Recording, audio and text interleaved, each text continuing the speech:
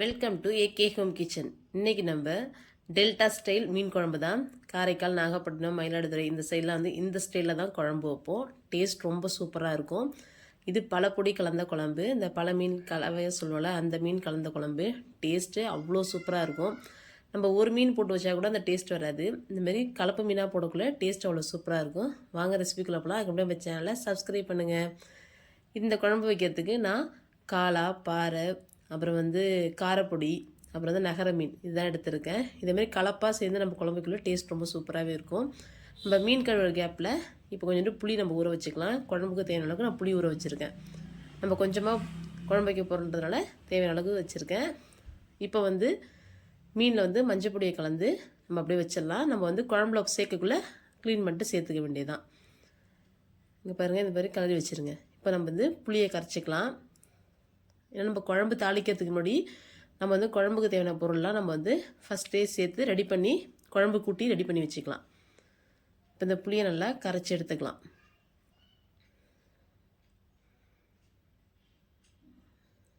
இந்த புளி தண்ணியில் இப்போ 2 தக்காளி பழம் கரைச்சி விட்டுக்கலாம். நம்ம தக்காளி பழம், பச்சை மிளகாய் எதுவுமே வதக்க போகிறதில்ல. எல்லாமே நம்ம புளி கரைசல்லே சேர்த்து நம்ம ரெடி பண்ணி வச்சுக்க வேண்டியதுதான். குழம்பு இப்படி செய்யக்குள்ள ஈஸியாகவும் இருக்கும். பேச்சுலர்ஸ் கூட சூப்பராக ஈஸியாகவே குழம்பு வச்சிடலாம். மீன் குழம்பு வைக்க தெரியாதவங்க கூட ஈஸியாக வைக்கலாம் குழம்பு. இந்த போல் நல்லா கரைச்சி விட்டுக்கலாம். இது கூட இப்போ ஒரு 3 பச்சை மிளகாயும் ஒரு கொத்து கருவேப்பிலையும் இது கூட சேர்த்துக்க வேண்டியதான். சேர்த்துட்டு வீட்டில் அரைச்ச குழம்பு மிளகாத்தூள் வந்து நான் 2 ஸ்பூன் சேர்க்குறேன். சேர்த்துட்டு இப்போ தேவையான அளவுக்கு உப்பும் நம்ம இதிலே சேர்த்து குழம்பு வந்து கூட்டி வச்சுக்க வேண்டியதுதான். இப்போது ஒரு கடாயில் எண்ணெய் சேர்த்துக்கலாம். சேர்த்துட்டு இதில் வந்து ஒரு ஸ்பூன் அளவுக்கு வெந்தயம் சேர்த்துக்குவோங்க. வெந்தயம் லேசாக நிறம் மாறினத்தோடையே பூண்டு சேர்த்துக்கலாம். ஒரு 7-8 பல் பூண்டு சேர்த்துக்கிறேன். சேர்த்துட்டு நான் சின்ன சின்னதாக கட் பண்ணி வச்சுருக்கிறேன் சின்ன வெங்காயம் ஒரு 50 கிராம் அளவுக்கு எடுத்து அதையும் சேர்த்துக்கிறேன். சேர்த்துட்டு சின்ன வெங்காயம் நல்லா வதங்கி வரணும். அப்போ தான் குழம்பு டேஸ்ட்டு சூப்பராக இருக்கும். இப்போ இது கூட ஒரு 1/2 ஸ்பூன் மஞ்சத்தூள், ஒரு ஸ்பூன் அளவுக்கு தனி மிளகாத்தூள் சேர்த்துருக்கேன். சேர்த்துட்டு இதையும் நல்லா வந்து எண்ணெயிலே வதக்கிக்கிட்டிங்கன்னா தான் குழம்பு நல்ல கலராகவும் டேஸ்ட்டும் ரொம்ப சூப்பராகவும் இருக்கும்.